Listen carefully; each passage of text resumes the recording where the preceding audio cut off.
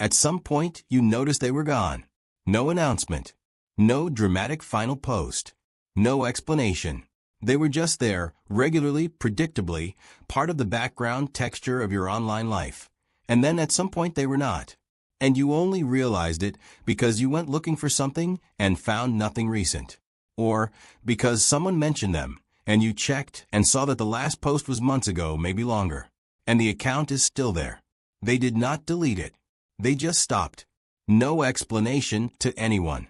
No farewell. Just a quiet exit from something that used to be a consistent part of their life. And something about that, the cleanness of it, the lack of performance around the leaving, probably made you feel something you did not fully expect. Not concern exactly. Something closer to recognition. Like watching someone do something you have thought about doing yourself. Social media was not designed to be optional. This is not a conspiracy. It is just engineering. The platforms were built by people who understood attention economics, who knew that the most valuable thing they could capture was not your money, but your time and your continuous return. Every architectural decision, from the infinite scroll to the notification system to the variable reward structure of likes and comments, was made in the service of keeping you there.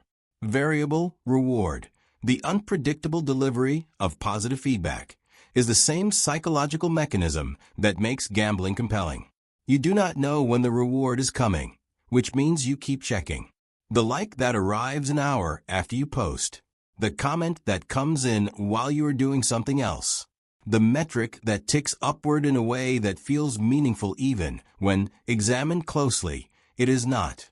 Most people who step back from social media eventually report some version of the same realization. That they were spending significant time on something that was not actually giving them what it appeared to promise. That the connection on offer was real enough to feel like connection, but thin enough that it was not satisfying the need it was appearing to address.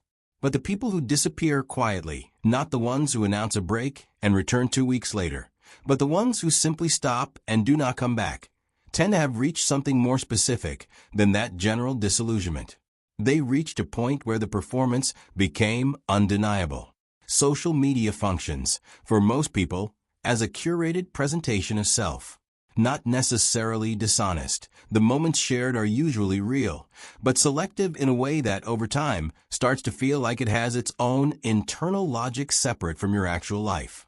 You begin making choices not just about what to share, but about what to do and experience in terms of how it will translate.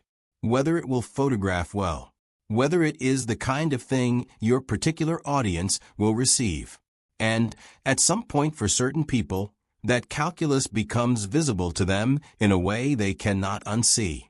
They catch themselves doing something and simultaneously composing how they will describe it.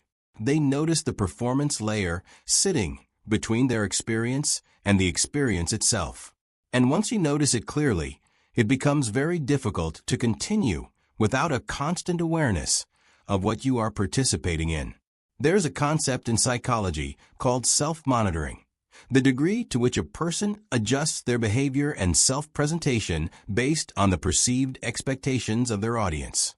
High self-monitors are naturally attuned to social cues and adjust their presentation fluidly, depending on context. Low self-monitors tend to present themselves more consistently across situations, less shaped by what the room seems to want. Social media rewards high self-monitoring almost by design. The feedback mechanisms, likes, engagement, follower counts, train you to pay close attention to what your audience responds to and to produce more of it. Over time, this creates a version of yourself online that may have started as authentic and gradually drifted toward optimized. For people who are naturally lower in self-monitoring, who find the continuous adjustment of self-presentation effortful or fundamentally at odds with how they want to move through the world, the accumulated cost of maintaining a social media presence eventually outweighs whatever it was providing. And they stop, quietly, without making the leaving into another piece of content. There's something worth understanding about what happens to attention after a significant period of social media use. The platforms are built to fragment it. Short content, rapid transitions, the constant availability of something new. This conditions the brain toward a particular mode of engagement. Broad, fast, surface level.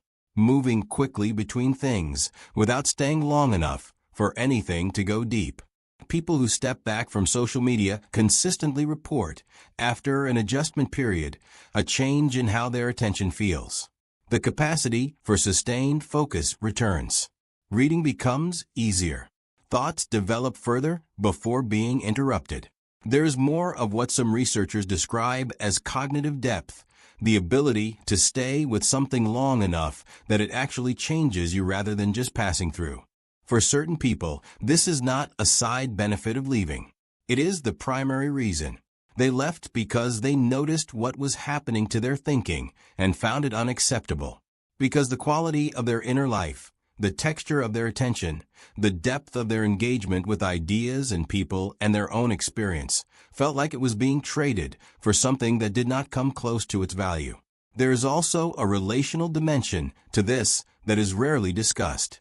Social media creates a particular kind of social awareness, a continuous low-level knowledge of what everyone you have ever met is doing, thinking, presenting. Birthdays, holidays, achievements, opinions, the meals and the milestones, and the carefully lit, ordinary moments. That awareness is not neutral.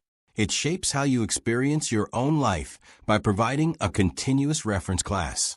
Not necessarily through direct comparison. Most people are sophisticated enough to know intellectually that what they are seeing is curated, but through a more ambient effect. A background noise of other people's presented lives that colors how your own registers. People who leave and stay gone often report that their relationship with their own life changed. Not because their circumstances changed, because the background noise stopped.